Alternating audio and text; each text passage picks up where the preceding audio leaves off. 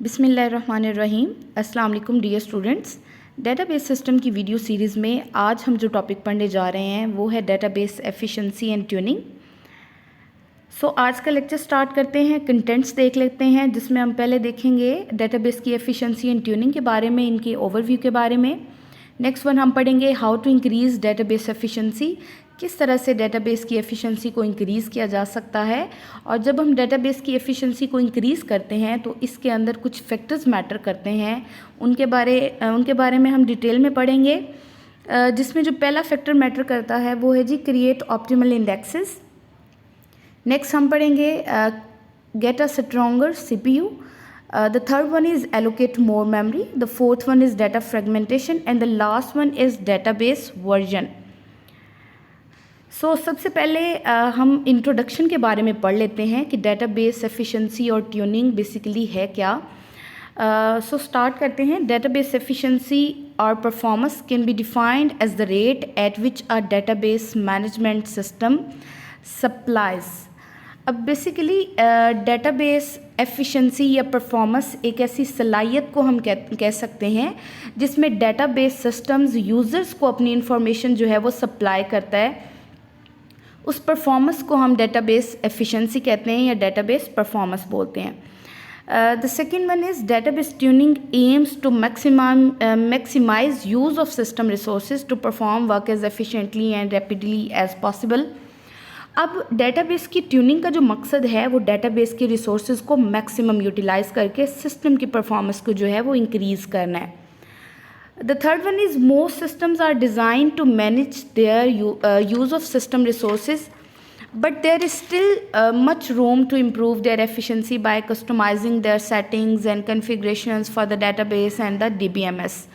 अब basically almost यही होता है कि जब भी डेटाबेस सिस्टम्स को डिज़ाइन किया जाता है तो उसके सिस्टम रिसोर्सेज को मैक्सिमम यूटिलाइज़ किया होता है, बट इन सिस्टम्स में कुछ ऐसी कैपेबिलिटीज़ का होना ज़रूरी है कि अगर इनकी कॉन्फ़िगरेशंस और सेटिंग्स को चेंज किया जाए या इसके अंदर अगर हम कुछ भी चेंजेस करेंगे तो इसकी परफॉर्मेंस जो है वो इंक्रीज़ हो सके।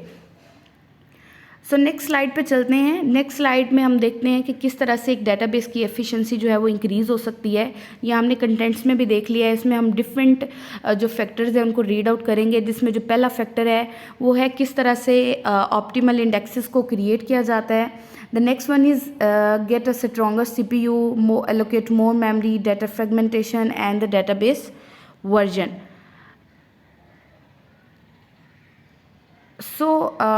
हम पहले देखते हैं जी किस तरह से जो है वो ऑप्टिमल इंडेक्सेस को जो है वो क्रिएट किया जाता है।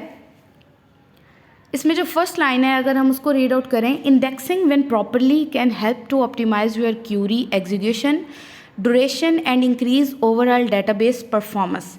अब बेसिकली इसमें हमने ये पढ़ना है कि किस तरह से इंडेक्सेस जो हैं वो डेटाबेस की एफिशिएंसी को इम्प्रूव कर सकते हैं। तो फर्स्ट लाइन को अगर हम इंटरप्रेट करें तो इसमें वो कहना चाहता है कि जो डाटा हमने डेटाबेस में स्टोर किया होता है अगर तो उसकी प्रॉपरली इंडेक्सिंग हुई होगी तो फिर बेसिकली क्या होगा, हमारी क्यूरी की ऑप्टिमाइजेशन या एग्जीक्यूशन में ये हेल्पफुल होगा और डेटाबेस की जो परफॉर्मेंस है वो इससे इंक्रीज़ होगी क्योंकि डाटा जो है वो हमारा एक मैनेजेबल फॉर्म में होगा। The next line is indexes accomplish this by implementing a data structure that helps to keep things organized and makes locating information easier. अब जब हमारा डाटा इंडेक्सेस की हेल्प से स्टोर होगा तो डेफिनेटली वो ऑर्गेनाइज्ड फॉर्म में होगा, तो इसको एक्सेस करना हमारे लिए जो है वो ज़्यादा आसान होगा। Basically, indexing speeds up the data retrieval process and makes it more efficient, thereby saving you and your system time and effort. As you know कि जब भी जो डाटा है वो हमारा जो है वो एक प्रॉपर मैनेजेबल फॉर्म में स्टोर होता है तो हमारा जो डाटा रिट्रीवल प्रोसेस है वो मोर एफिशिएंट हो जाता है, जिससे हमारे जो सिस्टम की एफर्ट और टाइम जो है वो सेव होता है और इससे अल्टीमेटली क्या होगा, हमारे सिस्टम की परफॉर्मेंस जो है वो इंक्रीज़ होगी। द नेक्स्ट फैक्टर जो कि डेटाबेस एफिशिएंसी एंड ट्यूनिंग में मैटर करता है वो है जी गेट अ स्ट्रॉन्गर CPU। इसमें हम देखते हैं कि first line, the better your CPU the faster and more efficient your database will be. अगर आपका सीपीयू जिससे आपकी डेटाबेस की प्रोसेसिंग हो रही है वो अगर स्ट्रॉन्ग होगा, मोर पावरफुल होगा, देन क्यूरी की ऑप्टिमाइजेशन या जिसको हम प्रोसेसिंग या फिर एग्जीक्यूशन है वो उतनी ज़्यादा फास्टली होगी जिससे सिस्टम की एफिशिएंसी इंक्रीज़ हो सकती है। क्योंकि कम टाइम के अंदर अगर आप ज़्यादा यूज़र्स को प्रोसेस कर रहे हैं, ज़्यादा यूज़र्स को डील कर रहे हैं, तो डेफिनेटली उससे आपकी जो सिस्टम की परफॉर्मेंस है वो इंक्रीज़ होती है। The next one is, therefore, if your database underperforms, you should consider upgrading to a higher class CPU unit. अगर आपकी database का जो CPU है अगर वो ज़्यादा पावरफुल नहीं है तो रिकमेंडेड यही है कि आप एक अच्छा CPU लें ताकि database की परफॉर्मेंस अच्छी हो सके।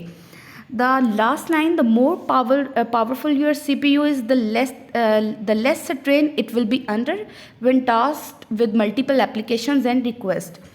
बेसिकली जब सिस्टम का सीपीयू जो है वो स्ट्रॉन्गर होगा, हाई क्वालिटी का होगा, तो इससे क्या होगा कि कम टाइम के अंदर जो मल्टीपल क्यूरीज़ या रिक्वेस्ट है वो एंटरटेन होंगी, या उसको आप प्रोसेसिंग बोल सकते हैं, या मल्टीपल क्यूरीज़ को हम एग्जीक्यूट कर सकते हैं।